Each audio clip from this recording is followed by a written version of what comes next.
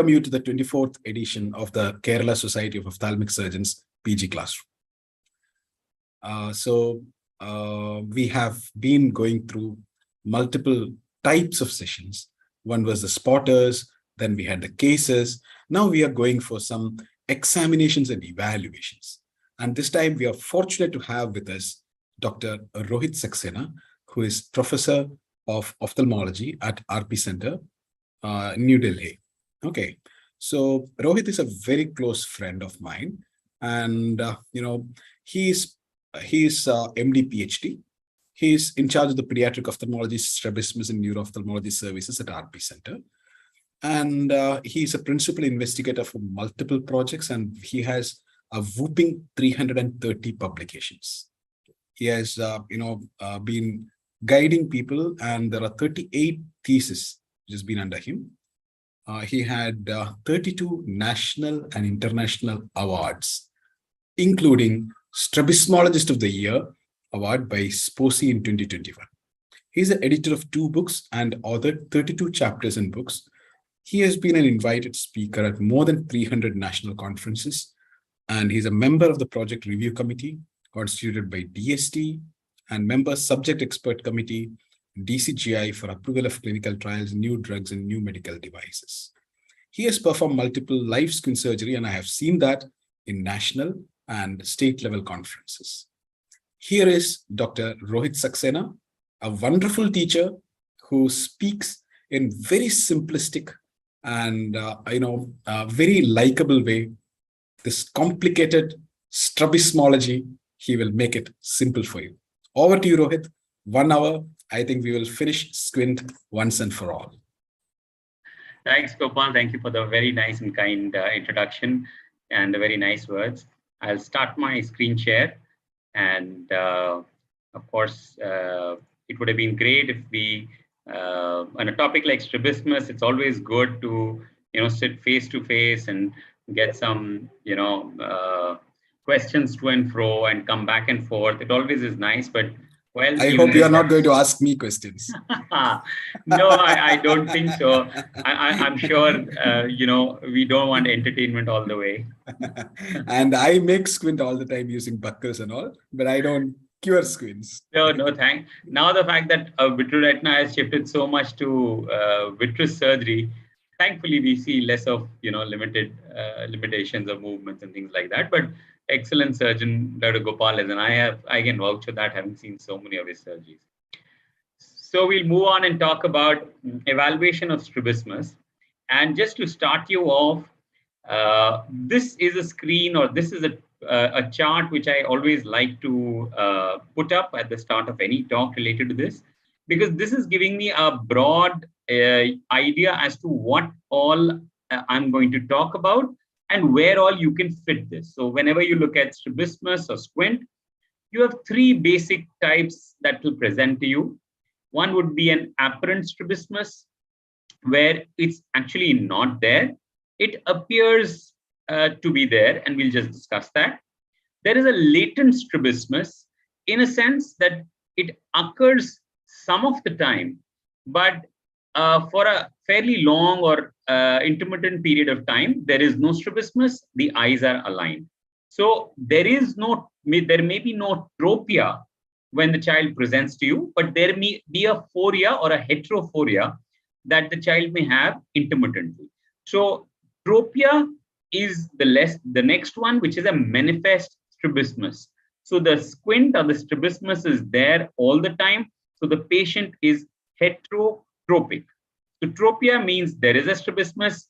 Phoria means that there is a tendency of a strabismus, but it is not necessarily there all the time. And of course, orthophoria would be absence of any phorias, which is very, very uncommon state. So most of us, particularly myopes, would have a fair amount of heterophoria. And the patients that you will be seeing are heterotropias. So these are the terms that we use, and bulk of the strabismus that you're going to see is going to land up into this. The manifest strabismus can be comitant or incomitant, although of course latent strabismus is also comitant. So latent strabismus would be a form of comitant strabismus, but manifest strabismus that will come to you would be either comitant or incomitant. The incomitant types would be paralytic or paralytic, which is underaction of a muscle, a restrictive, which essentially is that there is something in the orbit that is preventing the eye from having normal complete movement, something which Dr. Gopal just alluded to a buckles, operated surgery, trauma, any other cause of adhesions between the muscles and the tissue around, or any trauma causing fibrosis. All these things would result in an acquired restrictive strabismus. And of course, a congenital restrictive strabismus would be like a Duane syndrome or a Brown syndrome. So these are kinds of restrictive strabismus. And finally, a spastic kind, which is very, very rare, and essentially means that a muscle has gone into spasm and that it is unable to relax, and therefore the eyes cannot have complete normal movement. Very, very rarely seen, more often seen as a convergent spastic strabismus in the form of very strongly accommodating patients who kind of are unable to relax their medial rectus and show full movement. So very rare. Most commonly, you will be seeing paralytic or restrictive. And paralytic, so basically the feature of an incomitant and particularly paralytic strabismus would be that the secondary deviation is more than the primary deviation. These are very, very characteristic features. In a restrictive strabismus, the passive movements are also limited, like a forced duction test, which would be free in a paralytic strabismus. Although rarely over time, when the antagonist goes into contraction, you may have a restriction, and we'll see about the FDT in a bit. And like I said, spastic is extremely rare, so let's not talk about that too much. So these are the types of strabismus that you will essentially most of your time come across. And let's see what all we need to do when we are looking these children up. So essentially, just to talk about history, although of course we would ask for all possible history, particularly past histories, family histories, and things like that. But the more common complaints that such a patient may present would be asthenopia, which is eye strain related to some oculomotor anomaly. Diplopia, particularly in restrictive and paralytic or an incomitant strabismus, and of course, strabismus per se or misaligned visual axi. So these are the main complaints the patient will come with. Sometimes, of course, other things like eye strain, which kind of is a kind of asthenopia. So sometimes like superior oblique palsy, a congenital superior oblique palsy, where a patient can keep his eyes aligned for a very long period of time, but sometimes after reading for prolonged periods of time, he starts getting a strain because the strabismus is not easy to control for the brain. And the patient starts complaining of eye strain and headache and watering and all those things. And patient comes to an ophthalmologist, they say, he looks all okay, but let's do a refraction. Refraction is good. Oh, he must be having convergence insufficiency. Let's start keep giving him pencil push-ups. And he keeps doing that. And he's not really better, but he thinks he is. But over time, these are the things that kind of worsen, and then he may actually develop a vertical deviation. So, like I said, the presentations can be very, very unusual. You could have a hyperopic child presenting with asthenopia, an intermittent divergent squint presenting with asthenopia. So asthenopia is a very, very general and very common complaint in strabismus. The other important thing to ask for and to know is the age of onset. Earlier the age of onset of strabismus, longer the duration it is, or longer it is there, and of course the presence of a constant angle, the poorer the prognosis for binocularity. Of course, sometimes it also results in amblyopia of one eye, and therefore poor prognosis of that eye also from a vision point of view. But more often than not, when we're talking about prognosis in strabismus, we're talking more in terms of binocular outcomes. And of course, whenever there is a doubt as to when the real onset was, because there can be sometimes that the parents will notice the strabismus when a child fell ill or had a small trivial fall, and then you are struggling to associate that kind of a strabismus with that injury or that incidence, but you realize that it's probably not. And then you ask for childhood photographs, and then it can tell you that, yes, this child had a very early onset head posture, a head tilt in his early photographs, so he is actually a congenital superior oblique palsy, or that parents didn't notice, but there was a long-standing esotropia, and it's not a recent onset strabismus that's coming. And these are very, very important history and examination findings so that you can be sure that it's not an acquired strabismus requiring a lot of imaging and detailed workup, and it's a congenital strabismus, and we manage the vision and we go ahead and think about surgery.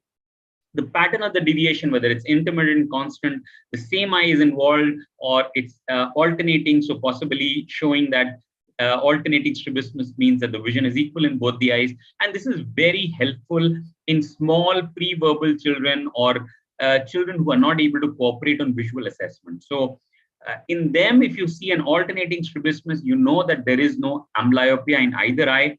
You can actually go ahead and plan for surgery. Like I talked about precipitating factors, sometimes they are directly precipitating, like trauma, fever, or sometimes they may be incidental and the patient has noticed or parents have noticed that deviation. Fever is something which can precipitate both a comitant and an incomitant strabismus. So incomitant strabismus, of course, if the patient had a severe fever with meningitis or some other fevers like some viral infections which can actually present with paresis. So that may be definitely an etiological cause. The other reasons why sometimes fever precipitates strabismus is that many of the foreas are kept aligned because of a fusional vergence. So the brain is controlling the two eyes and keeping the two eyes aligned to get a composite three-dimensional picture of what you are seeing.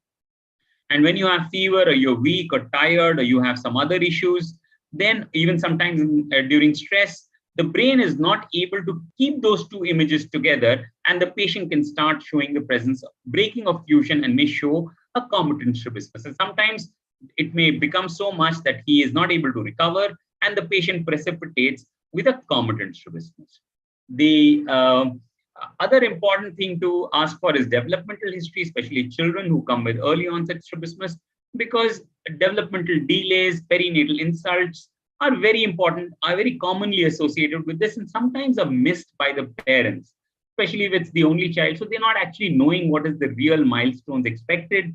And if it's a nuclear family, like in an urban area, they may not actually realize that there is some generalized developmental delay in the child. And that's why it's important to know the developmental history and get that assessed and managed before you're thinking of strabismus. It's also important from intervention point of view that anesthesia can be a risk factor, can be a problem in patients who have developmental issues. And finally, what treatment have they undergone? If they have, whether or not they've had a proper age-appropriate cycloplegic refraction done or not, whether they are wearing their proper centered glasses or not, if there is amblyopia, has any occlusion, any amblyopia therapy the child has received, and of course, any previous surgery that can be important confounders in our planning and workup.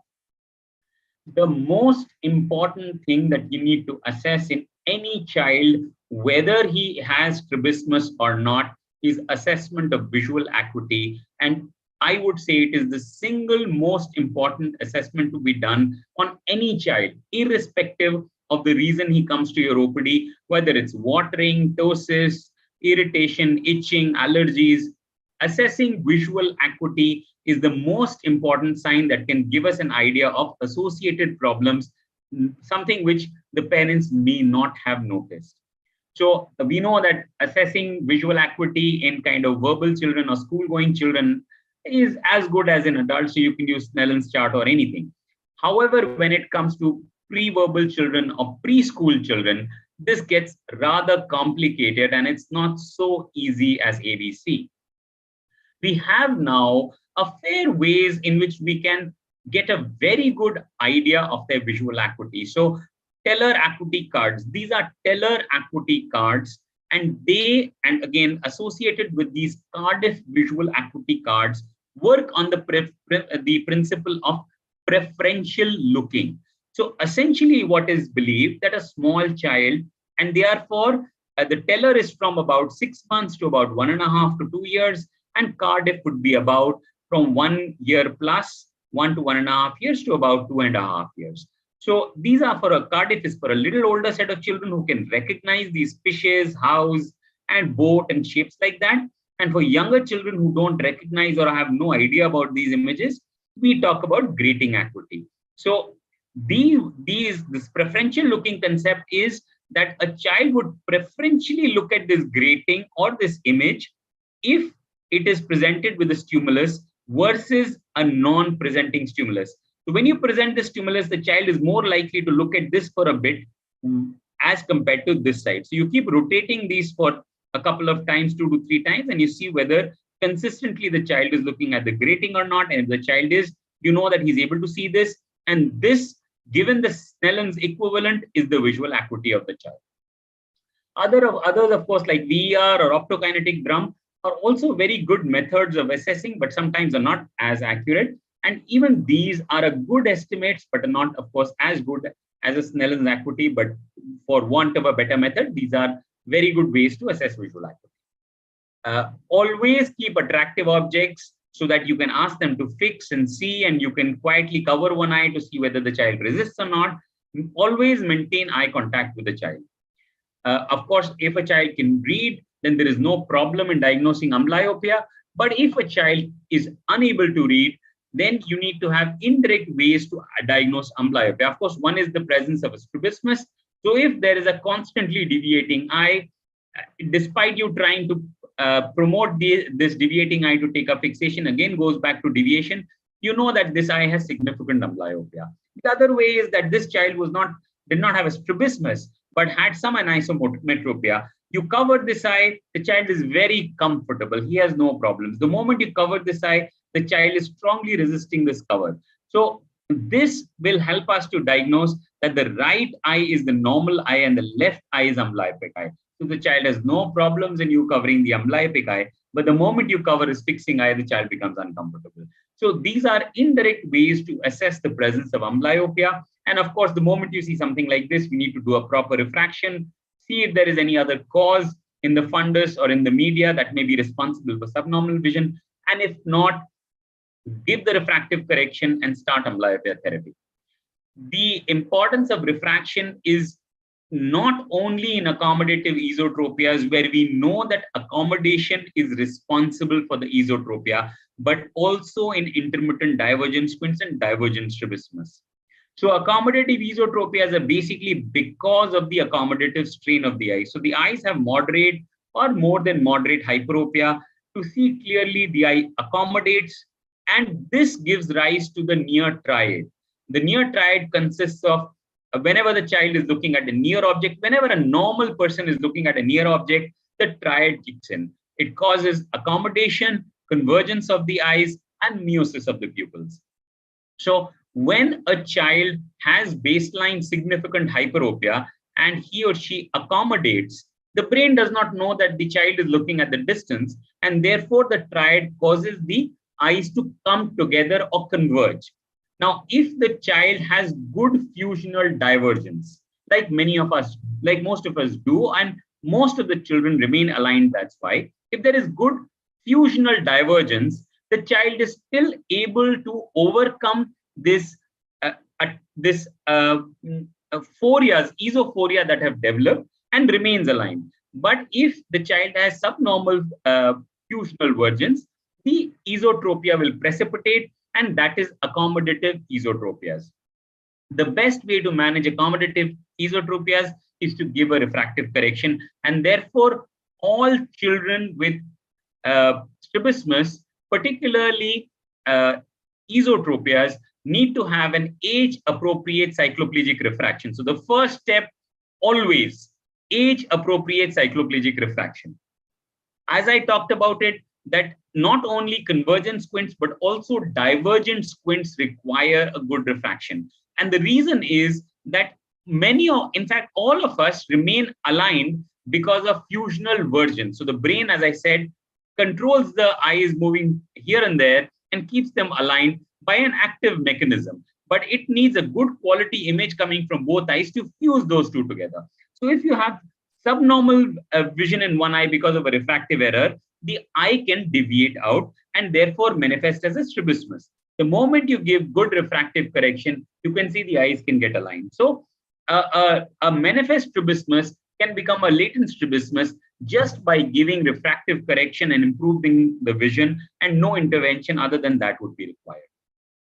So the other important things to look for is a head posture. So sometimes this can give us an idea about the possible strabismus that the child may have. So you look for face turns, head tilts, chin elevations or depression, but it's important to associate them, or as the radiologists want to say, do clinical correlation. So you correlate all the features the child presents with. So you need to make sure that the head posture is accounted for by the strabismus that the child or the patient has.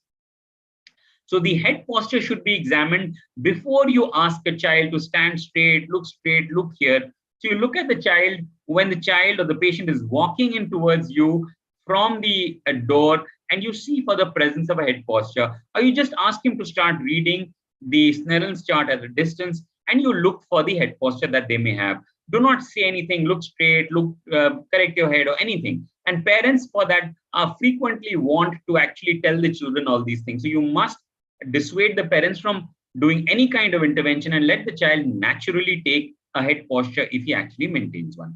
And strabismus, AV patterns, nystagmus, one-eyed patients, and sometimes even cylindrical refractive errors are responsible for head postures, and you need to identify the cause.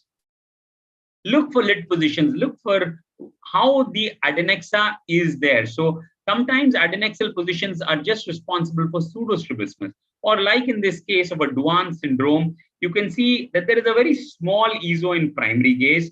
There is a narrowing of the eye, when the eye looks an adduction, and a widening of the palpebral fissure when the eye abducts. So this is a case of left EZO Duans, retraction, widening, inability to move eye completely. So there is an incomitant strabismus. The magnitude of misalignment is different in different gazes. There's virtually no misalignment here. There is a small EZO in primary gaze and a large EZO in levo version. So this is an incomitant strabismus. By looking at these adnexal changes of retraction and widening, you can come to a diagnosis of a Duan syndrome. You subsequently, when you identify ocular deviations, you need to measure the deviations. The first thing to look at a deviation is a Hirschberg test or a torchlight test or a corneal reflex test using the first Purkinje images that fall on the corneal surface.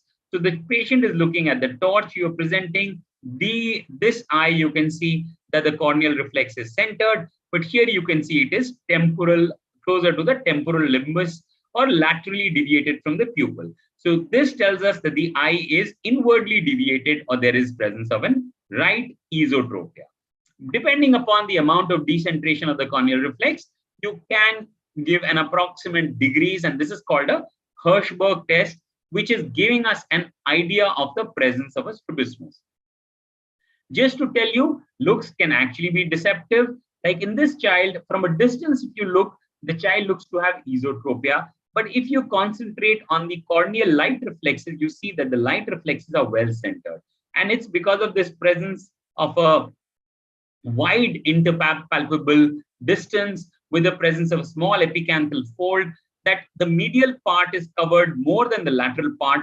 And this gives us an appearance of a strabismus, and it may not be there. But you need to confirm this. These are not definitive diagnosis, and you need to confirm it using a cover test. So a cover test helps us to pick up tropias or true strabismus. You place the cover on the eye, which appears or you think is fixating or apparently fixing, and you will see that the deviating eye, like this eye in this case, will move to take up fixation, and this will confirm my first impression that there is a left divergent squint. So on torchlight, I think it's a left divergent squint. I cover what I feel is the apparently fixing eye. This eye moves to take up fixation.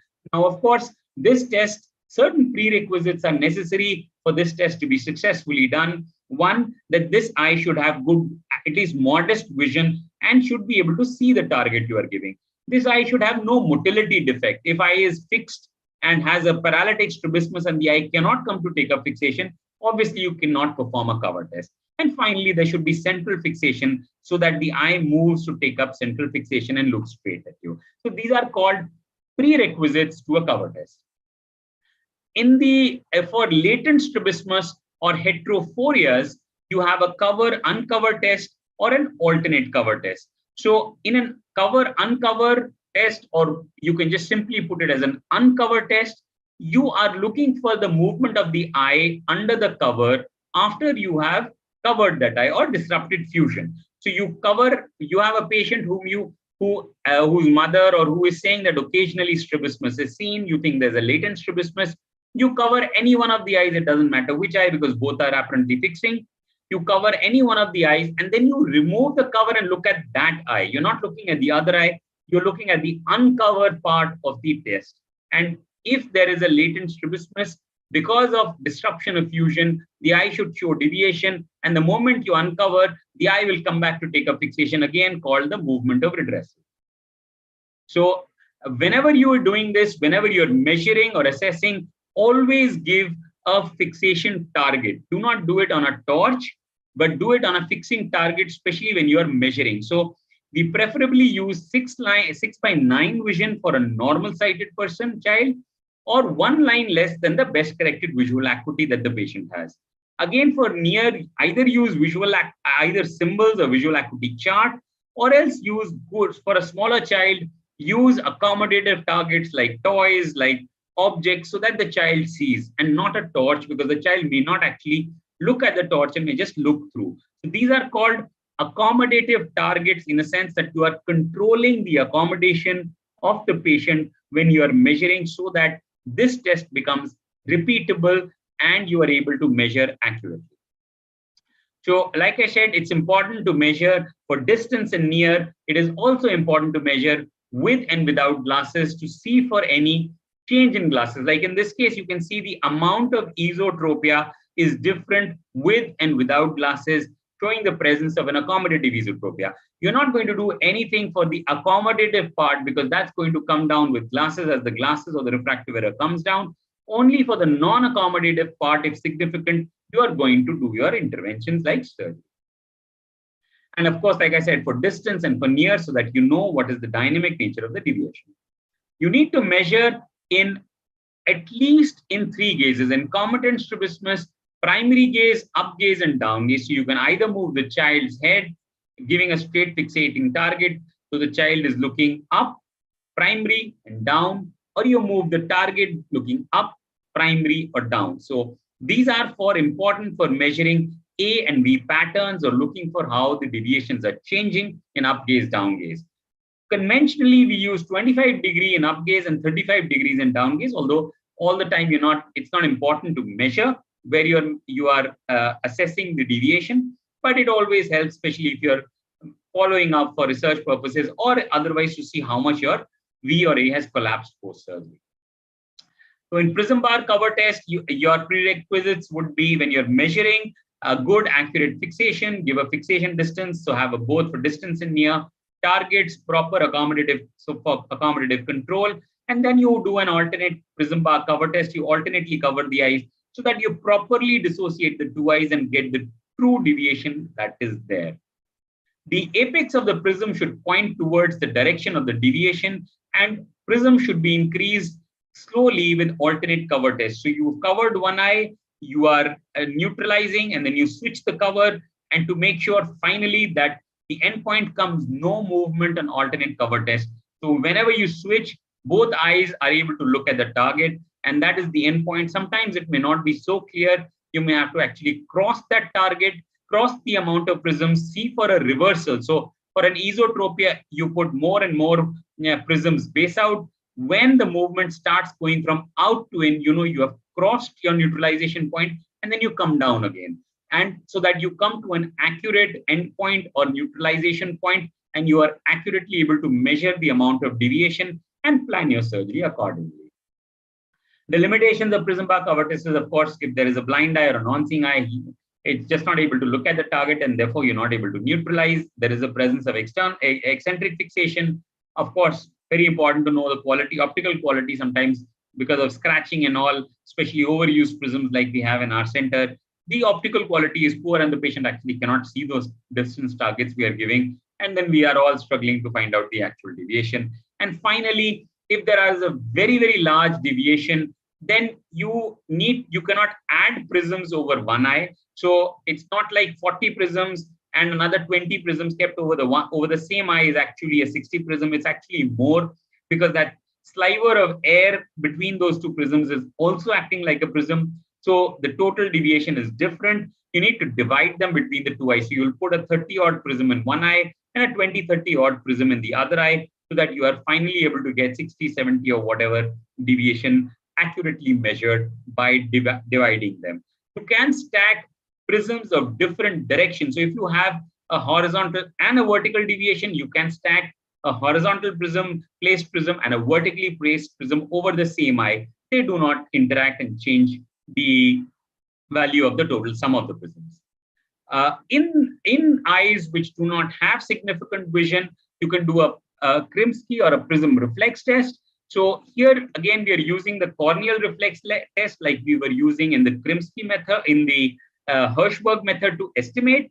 Here we can place prisms in front of the fixing eye and move the deviating eye and confirm where the reflex is centered. So the magnitude of the prism in front of the fixing eye when the deviating eye is showing a centered corneal reflex would be your amount of deviation, and that is how you are going to estimate the amount of correction you need to do in prism diopters. So this is called a Krimsky test or a prism reflex, corneal reflex test. The other very important test to do is to check for ocular movements. It's very important because the first thing will tell you whether it's a comitant or an incomitant strabismus. Duction is a uniocular eye movement and versions are binocular eye movements.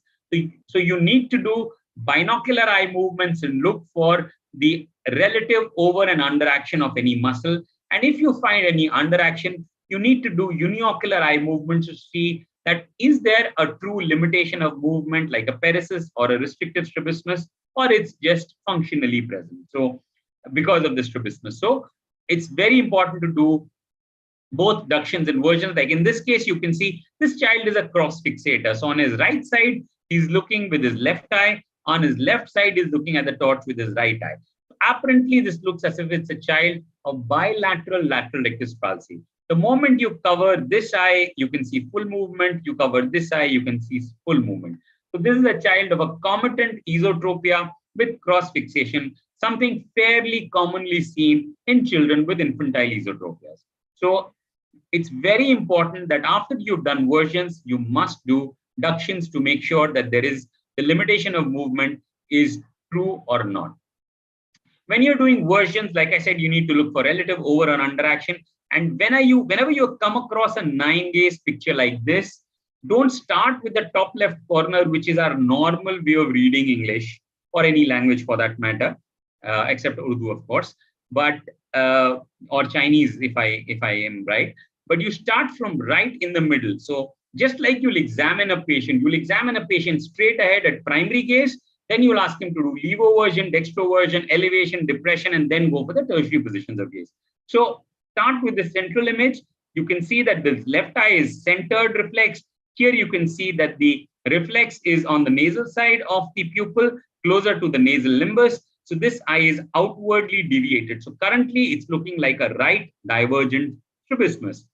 You see on levoversion, you can see besides the horizontal deviation, this eye is looking higher in this gaze. So there is an R by L.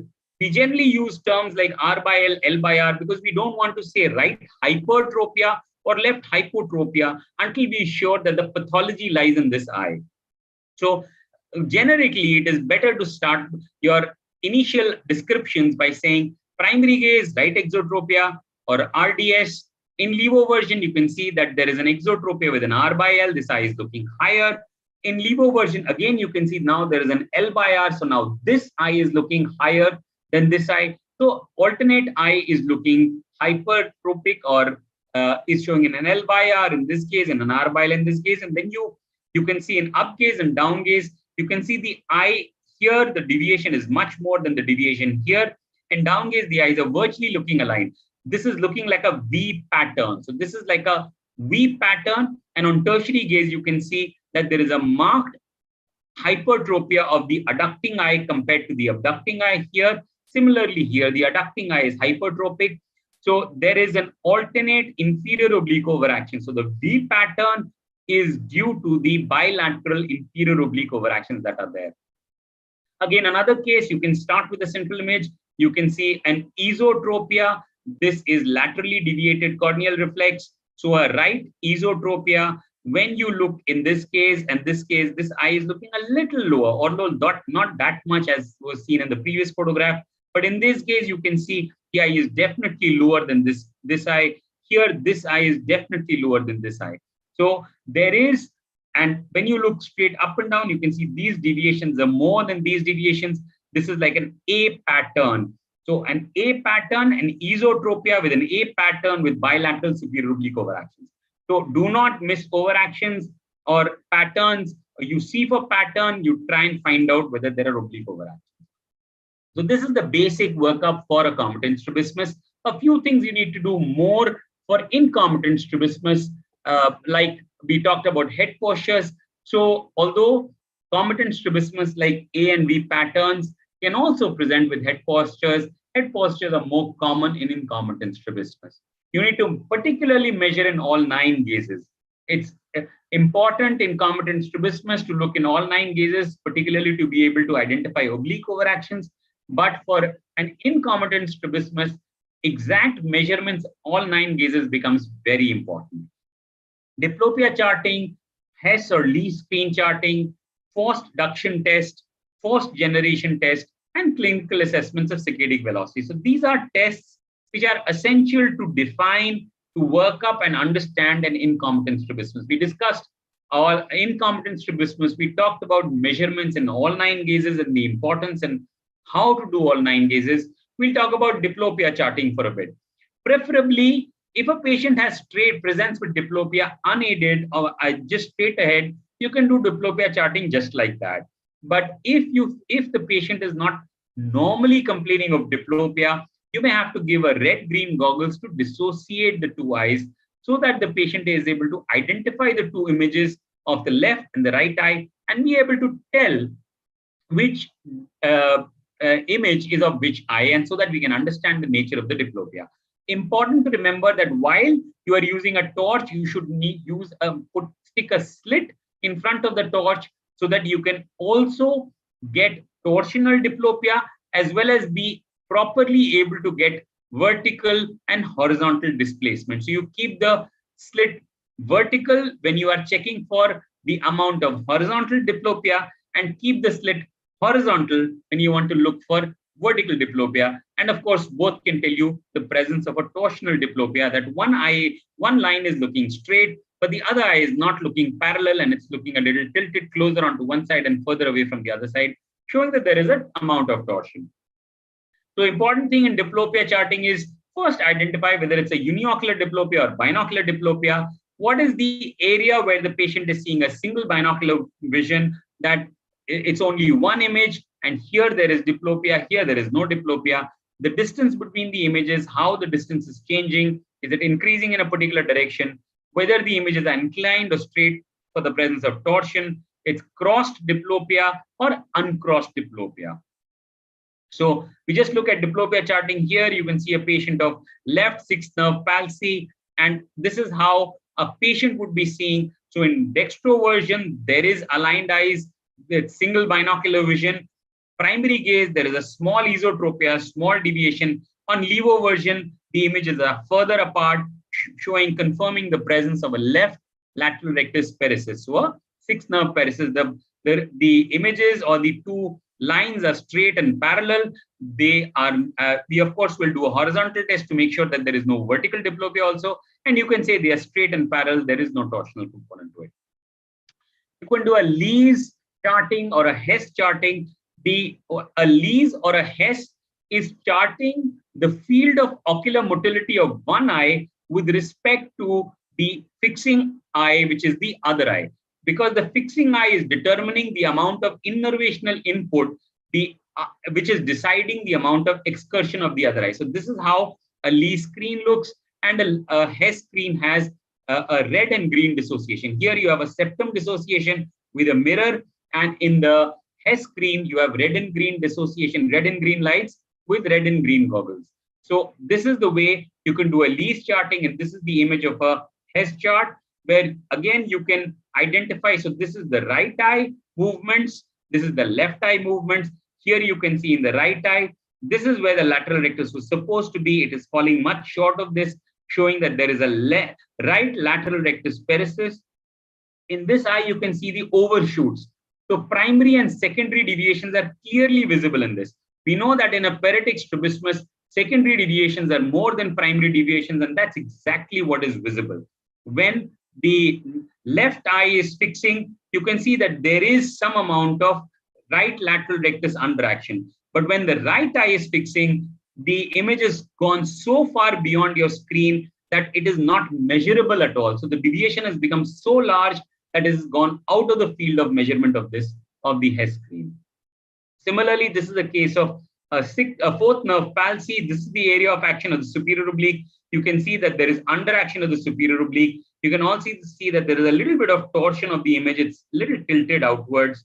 And here you can see that the other eye is showing an inferior rectus overaction. So yoke muscle overaction is visible when the eye fixes with the paralytic eye, or the paralytic eye fixes. So because of the paresis, this opposite eye is showing overaction. In restrictive, you're going to have limitation of eye movements. You need to test for circadic velocities, post-duction test, and active force generation test to differentiate whether it's a restrictive or a paralytic strabismus. So this is a patient. You can see very good rapid circadic velocity. Patient is shifting. Here you can see the adduction is good, but the abduction is slow and gentle. So floating eye movement, this is characteristic of a paralytic strabismus. In a restrictive strabismus, the velocity is as good as this, but it will abruptly stop. So this is how to differentiate. Circadic velocities help to differentiate a restrictive from a paralytic strabismus. This is a forced duction test, which is a passive eye movement test.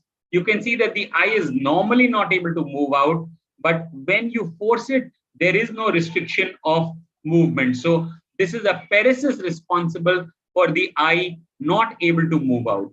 If there was a restrictive strabismus, we would not have been able to do this forced duction also. So it would be limited, and I would not have been able to move the eye outwards with the forceps. In the presence of a tight forced duction test, I have to do an active force generation test to see whether there is any movement or muscle force, so that I can plan what I'm going to do. And this is how you do. You ask the patient to look in the opposite direction, hold the limbus here, and then ask the patient to look in the direction of the paralytic muscle and try and feel for the tug and estimate the amount of force that is there, that is being generated. So this is an active force generation test. It's a voluntary effort by the patient, and you need to feel the tug of the muscle against resistance.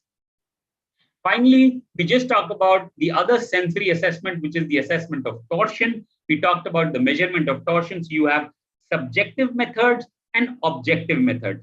Subjective methods is that the patient will tell you the amount of deviation or torsion, like we talked about when we are doing diplopia charting. So if you want to measure, you do a double Maddox rod. You put Maddox rods here, and then you ask the patient to align the two horizontal lines so that they are one. The amount of rotation that the child has to do to align them or make them parallel is the torsion that is there. So you can do it by a double Maddox rod represented here on the synoptophore, which has a torsional measurements, and scotometers that are there. Objective methods is to either do an indirect ophthalmoscopy or a fundus photography or even visual perimetry. So here you can see that normally it should be in the fovea should be between the lower third. So here it's almost there between the lower third of the disc, and here you can see it is much below the line drawn at the bottom of the disc. So this is showing the presence of an objective torsion. Many times, even in the presence of objective torsion, in a long-standing torsional strabismus, the patient may not complain of strabismus torsional diplopia. So that is why it's important to actually evaluate and measure the objective torsion. You can measure by putting a line protractor on the image, doing on an app, just putting a protractor here, angled here, and seeing the angle of torsion that is there. And finally, you can do sensory status. You can get the idea of the binocularity by using Baggio stride glasses, Worth 4-dot test, which is present in all Snellen's charts, on the synoptophore, or even an after image test. And of course, If a patient has binocularity, you want to test what is the level of stereopsis that patient may have. So these are some of the stereo tests that are available that can assess stereo acuity or the level of depth perception a person has. This is a TNO test, which uses a red-green dissociation. This is a Randot test, which uses Polaroid glasses, and you can even do a gross binocularity test by using the Lang's 2-pencil test, which is a basic bedside gross stereopsis assessment test. These are for near, and for distance, you can use this Frisbee-Davis 2 test or Frisbee-Davis distance test, or you can use a distance Randot test, which has been created like a Randot, but is being titrated and developed for distance. So this is a distance Randot test. So in particular patients where we expect binocularity, like intermittent divergent squint, and you need to decide when to operate depending upon the loss of stereopsis, which is an early indicator of frequent deviations, you may use the stereopsis test or deteriorating stereopsis to plan for surgery. So thank you very much for the opportunity to present here. And of course, I would be open for any questions or discussions which may come my way. And of course, thank you, KSOS and Dr. Gopal and the entire team of KSOS for doing a wonderful job in helping ophthalmology reach all corners of the country. Thank you, Gopal. Thank you, Rohit. It was exhaustive, I think. 45 minutes only. Okay. Exhaustive or exhausting? It's okay, but I mean, it was very good. Actually, what I wish to do is actually have a case of squint presented, maybe sometime later, maybe not today, but sometime later, where we could come and have a discussion as to the intricacies of that. That would be nice. So absolutely, always a pleasure. Covered both the sensory as well as the motor aspects of squint very nicely. Usually cosmetic squints do come for the, in a cataract also there can be a cosmetic squint. In a long case, there can be a squint component in it, which can, you can divert to that side sometimes. Unfortunately. True. Although, as you said, rarely would a squint or a strabismus case come as a long case per se, but often patients who have subnormal vision because of any cause, cataract, retina, corneal opacity, will also manifest with the divergent strabismus. And that becomes an important thing. And if a patient and if a consultant like me who is strong in strabismus and weak in everything else, he may just think in terms of asking questions on strabismus rather than the primary cause of the long case that you get. So you need to be wary of painful creatures like me. I should call you. Next exam. If you want to give your kids a scare, that's a possibility. They'll just shiver and shake if they even get to hear. So if you want to scare them into reading, you can say that, I just may get them this time. So thank you very much, Rohit. It was a pleasure to be with you and hear from you, squint after a long period of time. You remember we had a lot of postings under Pradeep Sharma sir also at some point of time, and you were the person in 4A who used to teach me a lot of squint. Thank you very much for doing that again. Thank you, Gopal. A lot of good memories. Thank you. Thank you, Gopal. Thank you, KSOS. Always a pleasure. Thank you. Thank you. Bye-bye.